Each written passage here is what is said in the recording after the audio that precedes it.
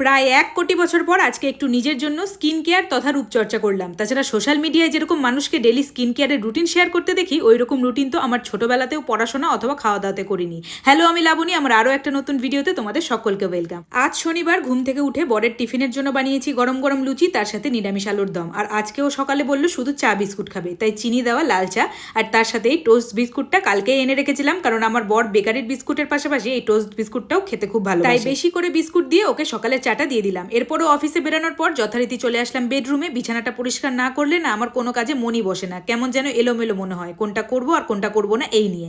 জানো তো, হেডবোর্ডের কভারটা কাল কেচে অর্ধেকের বেশি শুকিয়ে গেছিল, আমার ব্যালকনিতে রাখাই ছিল। রাত্রে এমন ঝমঝমিয়ে বৃষ্টি আসলো, সকালে দেখি আবারও ভিজে গেছে, তাই ওটাকে কেচে আবারও রোদে দিয়েছি, তাই আজ আর ওটা লাগানো হয়নি।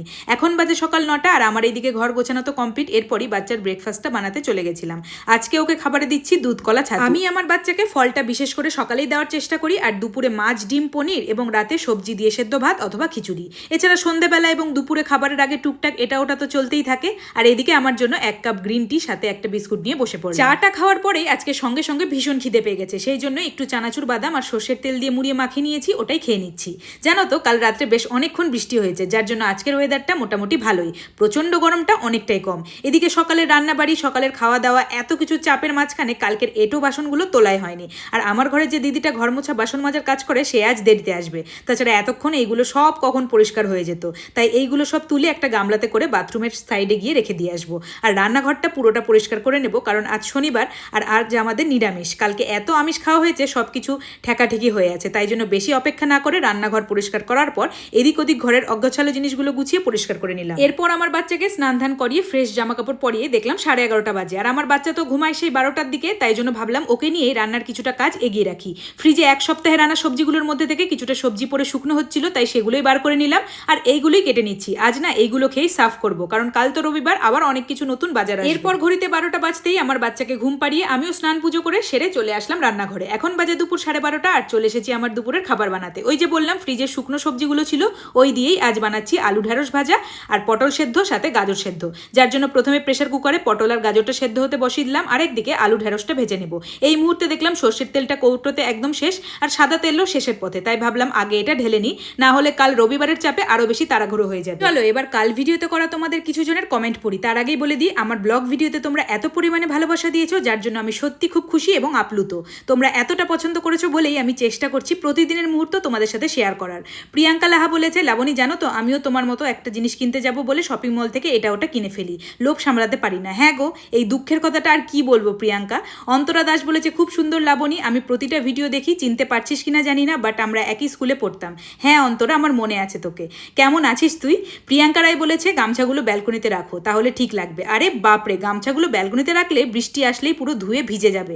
মনীষা শর্মা বলেছে, যখন আমার কাজ করতে ভালো লাগে না তখনই আমি তোমার ভিডিও দেখি, সত্যি বলছি দিদিভাই, ফুল এনার্জি পেয়ে যায়। Thank you Manisha. প্রিয়া পণ্ডিত বলেছে, তুমি খুব সুন্দরী লাবণী, তার সাথে তোমার প্রতিটা কাজও বেশ পরিষ্কার। থ্যাংক ইউ প্রিয়া। অর্পিতা বিশ্বাস বলেছে, দিদিভাই তোমার ভিডিও আমি সব সময় দেখি, খুব ভালো লাগে। সাঁতরাগাছিতে তুমি কোথায় থাকো দিদিভাই? আমিও সাঁতরাগাছির নন্দীপাড়াতে থাকি, পরের ভিডিওতে আমার নামটা নিও। এই তো অর্পিতা, তোমার নাম নিয়ে নিলাম। শুভঙ্কর দাস বলেছে, দিদিভাই তোমার ভিডিও খুব ভালো লাগে, আমার নামটা নিও। এই তো শুভঙ্কর, কেমন আছো তুমি? পাপিয়া দেওয়ান বলেছে, দিদি তোমার ভিডিও আমি বেশ কিছুদিন ধরে দেখছি, আমার খুব ভালো লেগেছে। এত ছোট বাচ্চা নিয়ে তুমি কি সুন্দর সংসার সামলাচ্ছ, খুব সুন্দর দিদিভাই, প্লিজ আমার নামটা নিও, আমি কলকাতা থেকে পাপিয়া বলছি। হ্যালো পাপিয়া। উষা চৌধুরী বলেছে, বেশ গুছিয়ে কথা বলো তুমি, খুব ভালো লাগলো। থ্যাংক ইউ উষা। সুলেখা ভৌমিক বলেছে, দুদিন হলো তোমার ভিডিও দেখছি, খুব ভালো লাগছে, কিন্তু প্রশ্ন একটাই, তোমার ভিডিও কে করে? তো সুলেখা, আমার ভিডিও আমি বেশিরভাগ স্ট্যান্ডে সেট করেই করি, আর কখনো আমার বাচ্চাকে যদি ওই দিদিটা ধরতে আসে, মানে বিশেষ করে বিকেলের দিকে যে শ্যুটগুলো করি অথবা বাইরে গেলে একটু দিদিটা ক্যামেরাটা ধরে দেয়। সুপ্রিয়া রিমি বলেছে, আমি ফার্স্ট তোমার ভিডিও দেখলাম, তবে খুব সুন্দর কথা বলো তুমি, সব থেকে ভালো লাগলো কমেন্টে রিপ্লাই দেওয়া। আমি হলদিয়া থেকে তোমার ভিডিও দেখছি, তবে একটা রিকোয়েস্ট, তুমি পরের ভিডিওতে আমার মেয়ের নামটা নিও, কারণ ও আমার জীবনের সবকিছু, ওর নামটা নিলেই আমি খুশি হব। মেয়ের নাম রিমি। তাহলে রিমি আর সুপ্রিয়া, কেমন আছো তোমরা দুজন? তোমাদের কমেন্ট পড়তে পড়তেই আমার এইদিকে গাজর আর পটল সেদ্ধ হয়ে গেছে, ওইটাকে মেখে নেব। যেহেতু আজকে শনিবার, আমাদের পুরো নিরামিষ, তাই পেঁয়াজ ব্যবহার করব না, তার জন্য 2টো শুকনো লঙ্কা পুড়িয়ে নিয়েছি, তার সাথে কাঁচা লঙ্কা, সর্ষের তেল, নুন দিয়ে চটকে মেখে নেব। আর যেহেতু পটল আর গাজরটা একসাথে খুব একটা ভালো যায় না বলে একসাথে মাখাইনি, আলাদা আলাদা করে মেখেছি। আর ফ্রিজে দেখলাম বেশ অনেকটা পনির আছে, তাই এগুলোর সাথে পনিরটাকে একটু শ্যালো ফ্রাই করে নেওয়ার কথা ভাবলাম, যেহেতু এত রকমের সবজি অলরেডি রান্না হয়ে গেছে। তাছাড়া অবশ্য আমি এমনিতেও একটু বাটারে নুন গোলমরিচ দিয়ে পনির ভাজা খেতে বেশ ভালোই পছন্দ করি, আর এখান থেকে আমার বাচ্চার দুপুরের খাবারও হয়ে যাবে। আচ্ছা, সাজেদা সারিফ বলেছে, বাংলাদেশ থেকে দেখছি দেখছি ফার্স্ট টাইম, ট্রাস্ট মি একবারই ফ্যান হয়ে গেছি। কিছু তো আছে তোমার মধ্যে। Thank you Sajeda. সন্ধ্যা কুণ্ডু বলেছে তোমার ভিডিওগুলো এত সুন্দর হয় তোমাকে বলে বুঝাতে পারবো না। থ্যাংক ইউ সন্ধ্যা। মৌ চক্রবর্তী বলেছে খুব সুন্দর লাগলো বোন, তোমার ভিডিওটা পুরোটা দেখলাম, তোমার কথাগুলো খুব সুন্দর, তোমার ঘর গোছানো, তোমার বাচ্চাকে সামলানো খুবই সুন্দর লাগলো। অনেক অনেক ভালোবাসা বোন, সুস্থ থেকো আর এভাবে ভিডিও বানিয়ে আমাদেরকে দেখিও। যদি সময় পাও আমার নামটা নিও, আমি দক্ষিণ দিনাজপুর থেকে বলছি। এই তো মৌ, কেমন আছো তুমি? পিঙ্কি পাল বলেছে সত্যি সত্যি সত্যি খুব ভালো লাগে তোমার ভিডিওগুলো আর তোমার বেবিকেও। Thank you Pinki. স্মৃতি দাস বলেছে আমি প্রথম দেখলাম তোমার ভিডিও, খুব ভালো লাগলো। থ্যাংক ইউ স্মৃতি। রত্না সূত্রধর বলেছে খুব সুন্দর হয়েছে তোমার ভিডিওটা, আমি প্রথম দেখলাম তোমার video. Thank you Ratna. Paromita Nandi বলেছে তুমি এত দ্রুত কথা কিভাবে বলো? এটার উত্তর তো আমার কাছে নেই, তবে আমার মতে আমি দ্রুত কথার পাশাপাশি দ্রুত কাজও করতে পারি। লিপিকা ছন্দা বলেছে খুব ভালো লাগলো, আমার নামটা যদি নাও তাহলে খুব খুশি হব। এই তো লিপিকা, তাহলে তুমি খুশি হলে তো? চলো, এদিকে আমার রান্না তো কমপ্লিট, এবার আমার দুপুরের খাবারের থালা গোছাতে বসে পড়েছি। থালা গোছাতে গিয়ে যা দেখলাম খাবারের মেনু তো অনেক হয়ে গেছে। আমি অবশ্য আগে থেকে প্ল্যান করিনি ঠিকই, কিন্তু এটা ওটা বানাতে বানাতে দেখছি অনেকগুলোই হয়ে গেছে। প্রথমে থালাতে গরম গরম ধোঁয়া ওঠা সাদা ভাতের সাথে নিয়ে নিলাম পটল সেদ্ধ, তারপরে গাজর সেদ্ধ, তারপরে আলু ঢেঁড়স ভাজা, আর এরপর নিয়ে নিলাম পনির ভাজা। মনে হচ্ছিল একটা পাঁপড় পুড়িয়ে নিলে দারুণ হতো, কিন্তু পাঁপড় পোড়ানোর আগে নিজেই পাঁপড়ের মতো গরমে পুড়ে গেছি। তাই এই গোছানো থালা নিয়েই চললাম এসি ঘরে একটু শান্তি করে খাবো। আর ওইদিকে আমার বাচ্চা ওঠার সময় হয়ে গেছে। আচ্ছা, এবার তোমরা চটপট করে বলো তো আজকের খাবারের মেনুগুলো কেমন হয়েছে। এখন বাজে বিকেল 4টে আর বসে পড়েছি একটু আম খেতে। এই আমের সিজনে আম না খেলে তো সারা বছরই মিস করবো। আম খেতে খেতেই মনে পড়লো আমার আলমারিটার খুব বাজে অবস্থা। অতিরিক্ত জামা কাপড় হওয়ার জন্য ঠিকঠাক গোছানো না থাকলে একটা টানলেই 10টা পড়ে যাচ্ছে। সেই জন্য সেই আলমারিটা গিয়ে গোছানো শুরু করলাম। আর আমি যা করবো আমার বাচ্চাকে তো সেটা করতেই লাগবে, তবে 3টের এক গোছানোর পর আমার আর হাতে সময় নেই।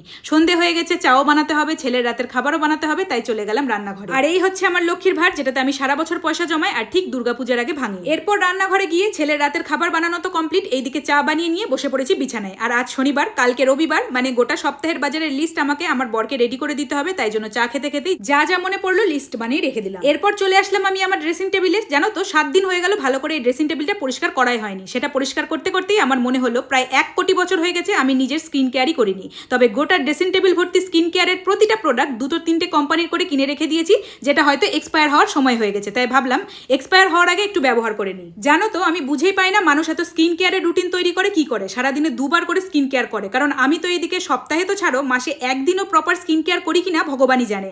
নাইট রুটিন সেটা আবার কি হয় আমি তো বুঝি রাতের খাবারে কি হয়। এটাই আমার আর বাকিদের মধ্যে পার্থক্য। সত্যি বলতে আমি এতটাই অলস, শুধুমাত্র এই রূপচর্চার ব্যাপারে ভালোই লাগে না আমার, জাস্ট বিরক্তিকর ব্যাপার। যেন মনে হয় এই জন্য একটা লোক রাখলে ভালো। তবে এই 1 কোটি বছর পর আজকে নাইট স্কিন কেয়ার করে নিজেকে বেশ নায়িকা মনে হচ্ছে। ওই যে বলেছিলাম সপ্তাহে এখন একদিনই শ্যাম্পু করার সময় পাই, আজ শনিবার আর এই শনিবারই শ্যাম্পুটা করে রেখেছি, কারণ রবিবারে এত কাজের চাপ থাকে একদমই সময় পাবো না। না শুধু বাচ্চার দোহাই দিব না, আমি এই স্কিন চর্চা রূপচর্চা নিয়ে প্রথম থেকেই খুবই অলস। আর এখন তো সেই ঢাকে আরো বড় বড় বাড়ি পড়ে, শুনলে গালাগাল দেবে। কোথাও মেকআপ করে গেলে এসে সেই মেকআপ নিয়ে শুয়ে পড়ি। আর কি বলবো তোমাদের। এখন বাজে রাত 8টা, রাতে বাচ্চাকে ঘুম পাড়িয়ে তারপর বরের রান্না করে ওকে খেতে দিয়ে তারপর আমি এডিটিং এর কাজ নিয়ে বসে পড়ি। তারপর একদমই সময় পাবো না, সেই জন্য আমার বাচ্চাকে রাতের খাবার খাইয়ে ওকে ঘুম পাড়ানোর আগেই স্কিন কেয়ারটা করে নিলাম। আর এই দেখো শ্যাম্পু করার পর আমার এই চুলের জটটা দেখো জাস্ট। সারা বছর এরকম টঙ্গের ওপরে শিবের জটা বেঁধে রাখার জন্যই সত্যি আমার চুলে জট হয়ে গেছে। আর আজকে যদি এই জটটা সিরাম দিয়ে না ছাড়াই তাহলে এই জটটা এমন হয়ে যাবে তখন আর কাটা ছাড়া কোনো উপায় থাকবে না। তাই জন্য স্কিন কেয়ারের পর একটু হেয়ার কেয়ারও করে নিলাম। বাপরে বাপ, অনেক হলো স্কিন কেয়ার আর হেয়ার কেয়ার। এবার যাবো ছেলেকে ঘুম পাড়াতে। ঘড়িতে বেজে গেছে 8:30 আর ওকে ঘুম পাড়াতে পাড়াতেই কাল রবিবারের গোটা সপ্তাহের বাজারের লিস্টে যা যা মনে পড়ছে সব লিখে ফেললাম। না হলে পরে আবার কোনো কিছু ভুলে গেলেই বর আমাকে বলবে আগে থেকে মনে করে লেখনি কেন, আবার পরের রবিবার আনবো। আজকের ব্লগটা এখানেই শেষ করছি, দেখা হচ্ছে খুব তাড়াতাড়ি। ভিডিওটা ভালো লাগলে একটা লাইক করে যেও, আর ততক্ষণের জন্য সকলে ভালো থেকো। Bye bye.